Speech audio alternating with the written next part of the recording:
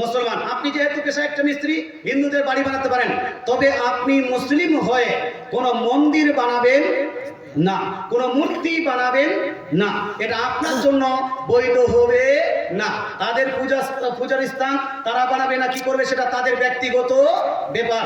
আপনি এমনটা নয় যে ওই মূর্তিটা না তৈরি করলে, তাদের পূজার স্থানটা না তৈরি করলে আর আপনার ভাত হচ্ছে না, এরকম আছে কি? হ্যাঁ, এই মিস্ত্রিতে এত বিজি হয় যে মিস্ত্রি পাওয়া যায় না। মিস্ত্রি, আরে মুর্শিদাবাদে অনেকগুলো মিস্ত্রি আছে, তারপরে একটা মিস্ত্রি খালি পাওয়া যায় না।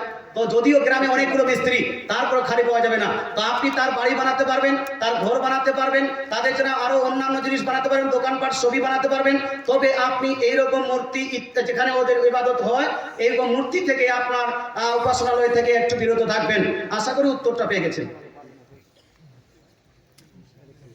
আচ্ছা, এখানে কি লিখছে যে আজকাল কার অনেক মেয়েরা বোরখা পরে, হিজাব পরে মাহফিল, কি লিখেছি? আচ্ছা, একটু মোতালা করেন তো, মোতালা করে ভালো করে বুঝেন। আচ্ছা, তার স্বামী 5 ওয়াক্ত নামাজ পড়ে, তার সুদে লেনদেন করে, তাহলে তার স্বামীর ইবাদত কাজে লাগবে কি লাগবে না? তার স্বামী বলতে কোন স্ত্রী, কোন মেয়ের স্বামী আপনার কি 5 ওয়াক্ত নামাজ পড়ে আবার সুদে লেনদেন করে, তাহলে স্বামীর ওই ইবাদতটা কাজে লাগবে কি লাগবে না? মুসলমান, সুদ এটা ইসলাম শরীয়তে টোটালি হারাম। কি এটা হয়? হারাম। আল্লাহ তাআলা বলছেন কোরআন শরীফের মধ্যে, ওয়া আহাল্লাল্লাহুল বাইয়া ওয়া হাররামার রিবা। আল্লাহ তাআলা বিজনেসকে হালাল করেছেন এবং সুদকে টোটাল হারাম করে দিয়েছেন। রাসূলুল্লাহ সাল্লাল্লাহু আলাইহি ওয়াসাল্লাম হাদিসের মধ্যে, সুনান ইবনে মাজাহর মধ্যে নবীজি ইরশাদ করেন, আর রিবা সাবউনা হুবা ওয়া আইসারুহা আন ইয়ানকিহার রাজুলু উম্মাহু। সুদ খেলে 70 প্রকারের বড় বড় গুনাহ হয়, এর মধ্যে সবথেকে ছোট গুনাহটা হলো নিজ মায়ের সঙ্গে জিনা করার গুনাহ। জোরে বলেন নাউজুবিল্লাহ। মুসলমান, এই জন্য একজন মুসলমান মানুষ সুদ খাবে না। সমাজের কোনো ব্যক্তি যদি সুদ খায় ওপেনলি, তাকে বাইকট করা উচিত আছে। সমাজের সুদখোর, ঘুষখোরকে বাইকট করতে হবে, এটা সমাজের দায়িত্ব। তবে ভাই, এর মাধ্যমে সুদ খেলে নামাজ হবে না এইরকম আমি কোনো রেফারেন্স পাইনি।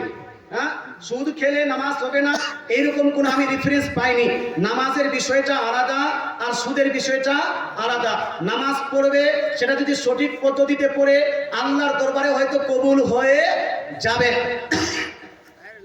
কিন্তু মুসলমান, আপনাকে বলতে চাই, এই নামাজের কারণে সুদটা হালাল হয়ে যাবে না, আর সুদের কারণে নামাজ পড়াটা তার হারাম হয়ে যাবে না। নামাজের বিষয়টা আলাদা, সুদের বিষয়টা আলাদা। মুসলমান, এই ব্যক্তি পাক্কা সাচ্চা যদি নামাজি হয়, আস্তে আস্তে এই নামাজের ফজিলত পাওয়ার কারণে ইনশাআল্লাহ একদিন না একদিনের সুদটাকে অবশ্যই বর্জন করবে। কারণ আল্লাহ তাআলা বলছেন, নিশ্চয়ই নামাজ মানুষকে খারাপ কাজ থেকে, অশ্লীল কাজ থেকে বিরত রাখে। নামাজের নূর যখন আস্তে আস্তে তার মধ্যে ঢুকবে, এই হারামকারীকে বন্ধ করবে। তাই কেউ যদি সুদখোর হয়, তাকে সুদখোরের কারণে তাকে তার নামাজটা বন্ধ করা যাবে। নামাজটা বন্ধ করে দেওয়া যাবে যে তুমি নামাজ পড়তে পারবে না, নামাজ বন্ধ করা যাবে না। তার সুদটাকে বন্ধ করার চেষ্টা করতে হবে। কি চেষ্টা করতে হবে? সুদ বন্ধ করার চেষ্টা করতে হবে। আশা করি উত্তরটা পেয়ে গেছেন। ইনশাআল্লাহ তাআলা নেক্সট টাইমে আরো বিস্তারিত আলোচনা হবে। আচ্ছা, এখানে একজন প্রশ্ন করেছেন, how to become an ideal Muslim. Ahmad Reza, how to become an ideal Muslim. Ideal Muslim যদি হতে চান, you have to follow Quran and Sunnah properly. আপনাকে যদি আইডিয়াল মুসলিম হতে চান, তাহলে আপনাকে কোরআন এবং সুন্নাহ সঠিকভাবে ফলো করতে হবে। আপনার you have to apply this Quran and Sunnah in your life.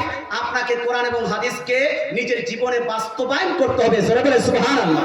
যদি আপনি কোরআন হাদিস ফলো করেন, কোরআন হাদিসকে নিজের জীবনে বাস্তবায়ন করেন, আপনি আইডিয়াল মুসলিম হতে পারবেন। আশা করি উত্তরটা পেয়ে গেছেন।